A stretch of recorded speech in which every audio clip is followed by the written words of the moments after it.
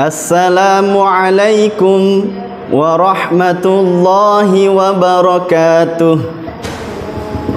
Bismillahirrahmanirrahim. Alhamdulillahirabbil alamin. Alhamdulillahilladzi hadana li hadza wa ma kunna linahtadiya laula an hadanallah. Asyhadu an la ilaha illallah wahdahu la syarikalah wa asyhadu anna Muhammadan abduhu wa rasuluhu la nabiyya ba'dah. A'udzu billahi minasyaitonir rajim. Bismillahirrahmanirrahim.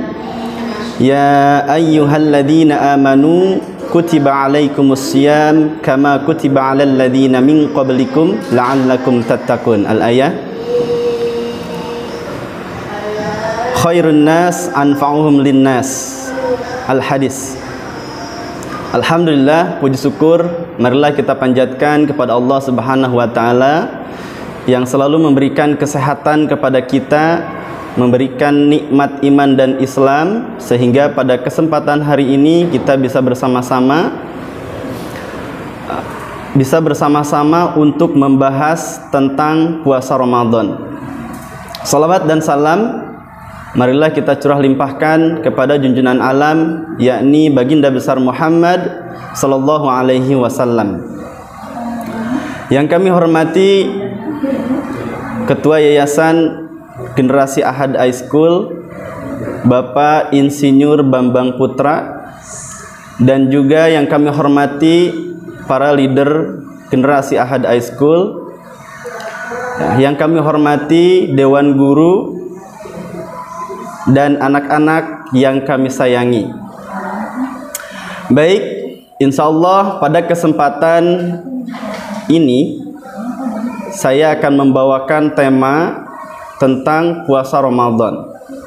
Apa itu puasa Ramadan? Nanti kita akan bahas, ya. Haruskah Ananda berpuasa di bulan Ramadan? Ananda kan belum dewasa, masih kecil. Haruskah Ananda berpuasa? Ya, bagaimana caranya kita mengajarkan kepada Ananda kita berpuasa? Nah, mengajarkan Ananda berpuasa sama seperti halnya kita mengajarkan Ananda kita untuk melaksanakan sholat. Nah, dalam masalah sholat, Rasulullah SAW bersabda, perintahkan anak-anak kalian untuk mengerjakan sholat ketika berusia 7 tahun. Dan pukullah mereka apabila mereka sudah berusia 7 tahun, 10 tahun, maaf. Pisahkanlah tempat-tempat tidur mereka. Artinya, ketika Ananda kita usianya sudah menginjak 7 tahun, maka harus diajarkan untuk sholat. Ketika usianya sudah 10 tahun, Ananda kita belum mau mengerjakan sholat atau membantah untuk melaksanakan sholat, maka kita dibolehkan oleh Rasulullah untuk memukulnya. Tentunya memukulnya dengan pukulan yang kasih sayang, ya. Pukulan kasih sayang, bukan pukulan yang anarkis gitu, ya. Baik, bagaimana dengan puasa? Dalam puasa dari Rabi binti Muawwid radhiyallahu anhu, ia berkata, Rasulullah sallallahu alaihi wasallam bersabda, Rasulullah mengirimkan utusannya pada siang hari Asyura atau 10 Muharram ke desa-desa kaum Ansor di sekitar Madinah untuk mengumumkan, barang siapa telah berpuasa sejak pagi hari, hendaklah dia menyempurnakan puasanya. Barang siapa yang pagi harinya tidak berpuasa, maka hendaknya berpuasa pada sisa harinya. Setelah itu kami berpuasa. Kemudian kami membiasakan anak-anak kecil kami untuk berpuasa. Insya Allah kami pergi ke masjid, lalu kami buatkan untuk mereka anak-anak mainan dari kapas yang berwarna. Kalau salah satu di antara mereka menangis karena kelaparan, maka kami memberikan mainan itu kepada anak-anak kami. Ya, artinya apa? Mendidik anak kita untuk berpuasa tentunya banyak hal yang harus diperhatikan agar mereka mau berpuasa, ya. Atau kalau kata bahasa Inggrisnya harus dibebenjokkeun. Ya, apa itu bebenjokkeun, ya? Diberikan hadiah, diberikan apa biar ananda kita mau berpuasa sampai maghrib dan sampai 30 hari penuh, ya. Diberikan hadiah-hadiah ananda kita. Baik, selanjutnya keutamaan bulan Ramadan. Apa saja keutamaan bulan Ramadan?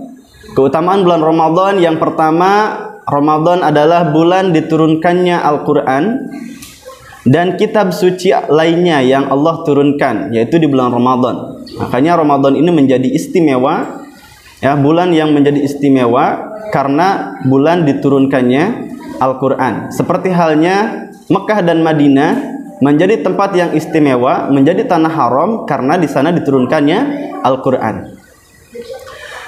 Kemudian yang kedua, apabila Ramadan tiba, pintu surga dibuka, pintu neraka ditutup, dan setan-setan dibelenggu. Karenanya kita semangat melakukan kebaikan di bulan Ramadan, sedangkan maksiat berkurang. Jadi di bulan Ramadan itu pintu surga dibuka. Untuk siapa pintu surga dibuka? Untuk orang-orang yang beriman, yang melaksanakan puasa di bulan Ramadan, yang beribadah sebaik-baiknya di bulan Ramadan. Untuk siapa pintu neraka ditutup? Tentu untuk yang berpuasa juga, untuk yang beriman juga, yang melaksanakan puasa. Dan setan-setan dibelenggu. Setan yang dibelenggu itu setan yang seperti apa? Ya, kalau kita upacara pasti ada danton atau pemimpin upacara. Nah, setan dantonnya itu, ya, pemimpinnya itu, pemimpin setannya itu yang dibelenggu. Krocok-krocoknya tidak. Dia tetap bersamaan dengan hawa nafsu kita untuk menggoda kita, ya, sehingga di bulan Ramadan pun masih banyak orang yang tidak berpuasa. Kenapa? Pertama, imannya lemah. Kedua, digoda sama setan.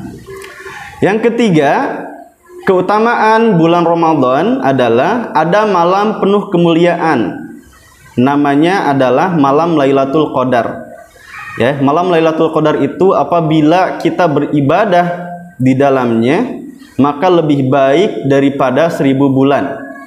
Ya, makanya kita di bulan Ramadan itu ibadah kita harus ditingkatkan, ya.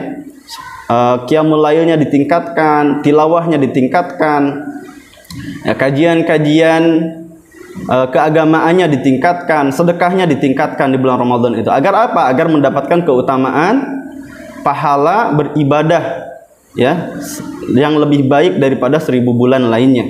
Makanya orang-orang soleh, ya, orang-orang soleh itu selalu menanti-nantikan tibanya Ramadan. Dinanti-nantikan tibanya Ramadan sampai berdoa, Allahumma barik lana fi Rajab wa Sa'bana wa balighna Ramadan. Terus berdoa. Karena kita tidak tahu usia kita sampai kapan. Ya, ada orang yang sehari sebelum Ramadan sudah meninggal dan tidak sempat untuk beribadah di bulan Ramadan. Ya, maka kita akan menjadi orang yang tidak beruntung. Makanya Ramadan ini harus kita gunakan untuk ibadah sebaik-baiknya agar kita menjadi orang yang beruntung. Selanjutnya, keutamaan bulan Ramadan yang keempat adalah bulan Ramadan itu bulan penuh rahmat, bulan penuh ampunan, dan banyak yang dibebaskan dari neraka. Makanya kita mohon ampun terus kepada Allah, beribadah terus kepada Allah, bersedekah, ya, untuk saudara-saudara kita, mengharap keridhaan dari Allah. Doa di bulan Ramadan mudah dikabulkan, ya, karena kalau kita berpuasa, ya, kita kalau kita berpuasa maka hati kita menjadi bersih. Kalau kita berpuasa maka hasrat kita terhadap dunia berkurang. Ya, maka dari itu mudah terkabulnya doa di bulan Ramadan. Keutamaan puasa. Apa itu keutamaan puasa? Yang pertama, keutamaan puasa adalah penghalang dari siksa neraka. Ya, puasa itu menjadi syafaat, menjadi penghalang dari siksa neraka. Kemudian puasa akan memberikan syafaat bagi orang yang menjalankannya. Maka kita harus berlomba-lomba nih untuk puasa di bulan Ramadan agar kita dapat syafaat, ya, agar kita tidak celaka, agar tidak masuk ke neraka. Kemudian yang ketiga, orang yang berpuasa akan mendapatkan pengampunan dosa. Masya Allah, ya. Dengan berpuasa sungguh-sungguh, menjalankan ibadah lainnya di bulan puasa, di bulan Ramadan berpuasa, maka akan mendapatkan pengampunan dosa. Ya, kemudian keutamaan puasa lainnya adalah orang yang berpuasa dijanjikan pintu surga Ar-Rayyan. Masya Allah, ya. Semoga kita semuanya bisa memasukinya pintu surga Ar-Rayyan ini. Amin ya Allah ya Rabbal Alamin. Selanjutnya, ganjaran bagi yang berpuasa. Nah, apa aja ganjarannya bagi orang yang berpuasa? apa saja pahalanya bagi orang yang berpuasa? Yang pertama adalah, ini adalah garis besarnya ya, masih banyak pahala-pahala yang lain. Pahala puasa itu tak terhingga, bukan hanya 10 atau 700 kali lipat. Tak terhingga. Tak terhingga itu kalau 0 rupiah itu nggak ada ujungnya nolnya. Maka nilainya kita nggak tahu ya, hanya Allah yang tahu. Karena apa? Karena amalan puasa untuk Allah, sedangkan amalan lainnya kembali untuk hambanya. Makanya amalan puasa ini ya ibadah yang sangat baik di sisi Allah. Kemudian yang ketiga, sebab pahala puasa kita mudah masuk surga. Karena pahala puasa kita mudah masuk surga. Kemudian yang keempat, orang yang berpuasa merasakan 2 kebahagiaan. Apa saja kebahagiaannya? Kebahagiaan yang pertama ketika berbuka puasa. Tentu ya, teman-teman, adik-adik semua, ketika berbuka puasa, kita bisa puasa sampai maghrib, pasti akan merasakan kebanggaan tersendiri, kebahagiaan tersendiri ya, yang luar biasa. Kita tidak bisa menilai kebahagiaan itu. Kemudian kebahagiaan yang kedua adalah kita berjumpa dengan Allah nanti di akhirat ya. Maka sangat bahagia orang yang bisa berjumpa dengan Allah di akhirat. Kenapa? Karena orang yang bisa berjumpa dengan Allah di akhirat, maka dia akan selamat. Ya, karena Allah itu maha suci, jadi yang bisa bertemu adalah hanya orang-orang yang suci dari dosa. Nah, kalau kita belum suci, ibadahnya belum maksimal, apakah bisa kita bertemu dengan Allah? Wallahu a'lam ya. Selanjutnya, bau mulut orang yang berpuasa di sisi Allah itu lebih harum daripada minyak mis. Ya, minyak mis atau minyak kasturi, lebih harum, tak terhingga ya. Harumnya itu tak terhingga. Dan kita bisa mencium bau surga. Kita bisa mencium harum surga karena puasa. Baik, selanjutnya perintah puasa. Kenapa puasa itu harus dijalankan oleh kita? Ya. Kenapa perintah puasa itu harus?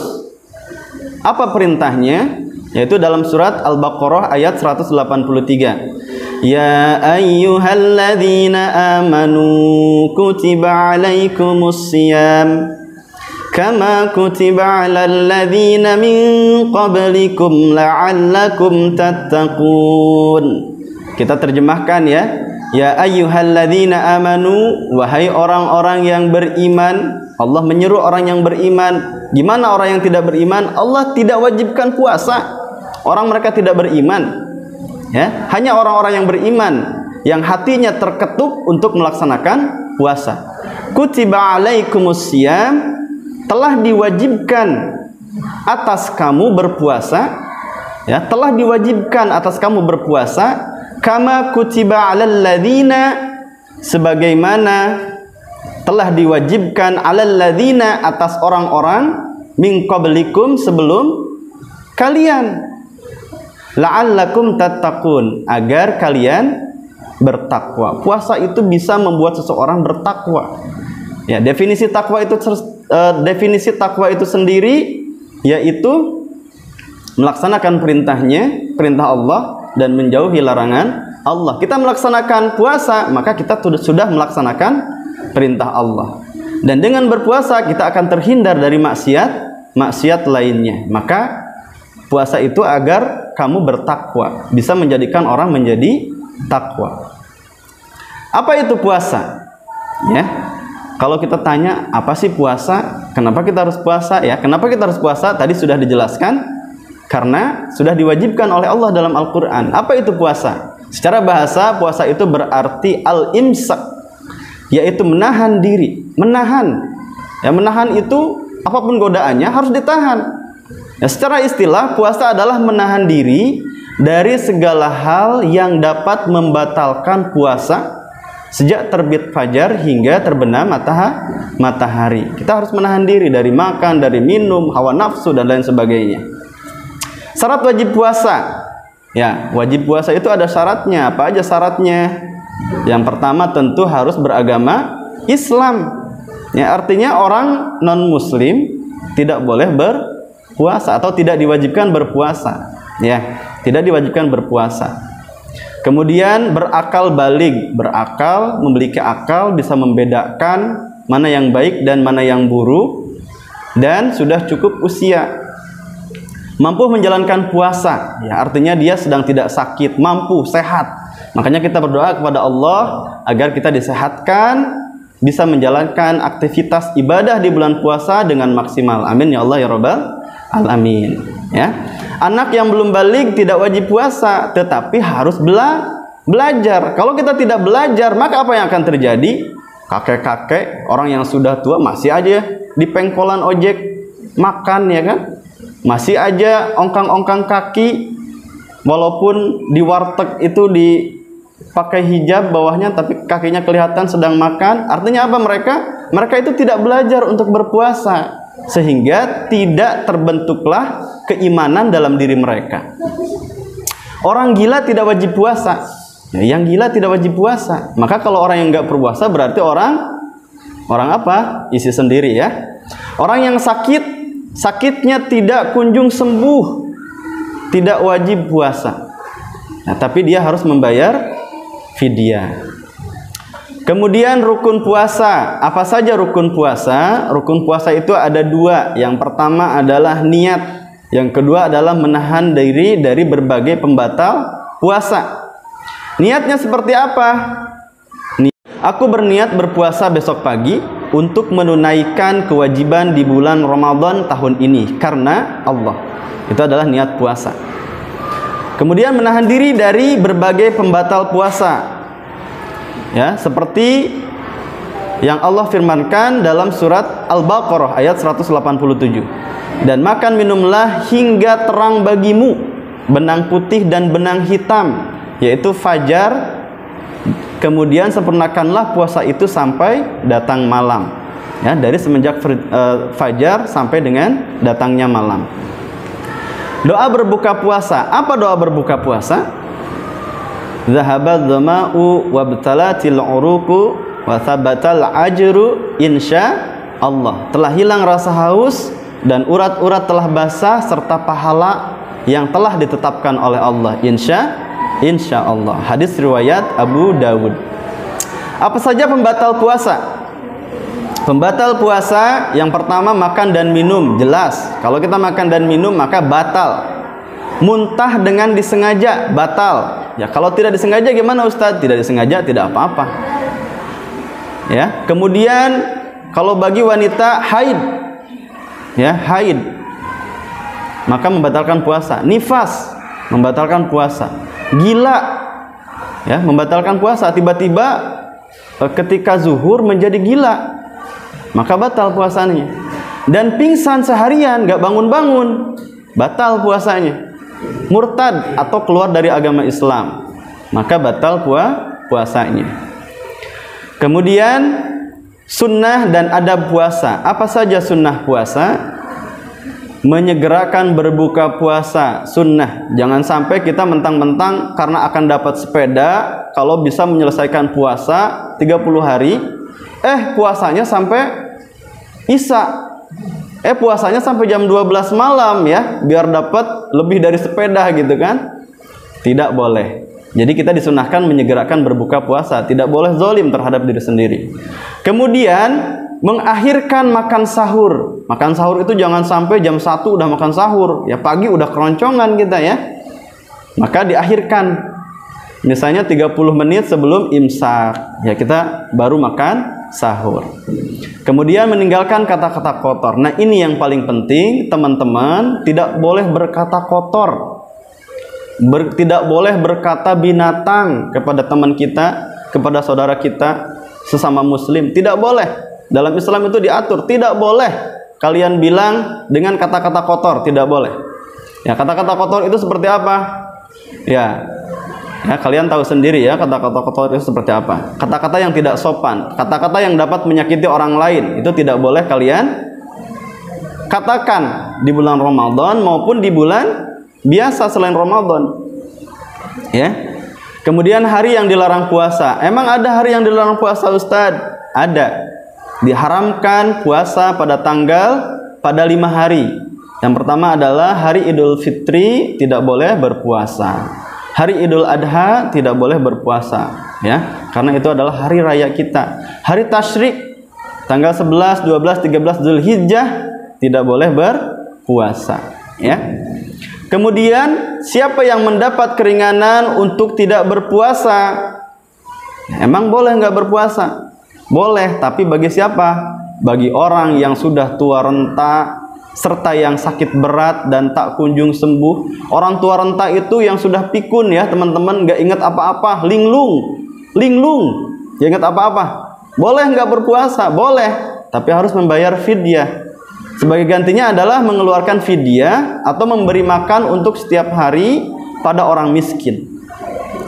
Kemudian wanita hamil dan menyusui boleh tidak berpuasa? Boleh. Jika berat berpuasa, sebagai gantinya adalah qada saja.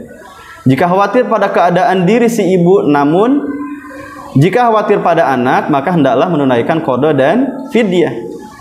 Yang sakit dan sulit berpuasa, sakitnya itu nggak ada harapan untuk sembuh, ya, nyawanya sudah di tenggorokan, maka tidak wajib puasa, ya, tidak wajib puasa. Bagaimana kalau yang sakitnya biasa, nggak sampai nyawanya mau lepas, ya, tapi masih bisa berpuasa, ya, dan dia tidak sanggup untuk berpuasa, maka sebagai gantinya adalah mengganti puasa setelah Ramadan atau qada puasa. Yang melakukan safar atau dalam perjalanan, ya, boleh tidak puasa, sebagai gantinya maka mengqada puasa nanti setelah bulan Ramadan. Baik, itu adalah serangkaian puasa, ibadah puasa, ya, mulai dari keutamaan bulan Ramadan, keutamaan puasa, ya, siapa yang boleh mengerjakan puasa, siapa yang tidak mengerjakan puasa, ya, siapa yang Allah berikan dispensasi untuk tidak berpuasa, tadi sudah kita bahas, ya. Alhamdulillah, wallahu a'lam bishawab. Kurang lebihnya mohon maaf. Billahi taufiq wal hidayah. Wassalamualaikum warahmatullahi wabarakatuh.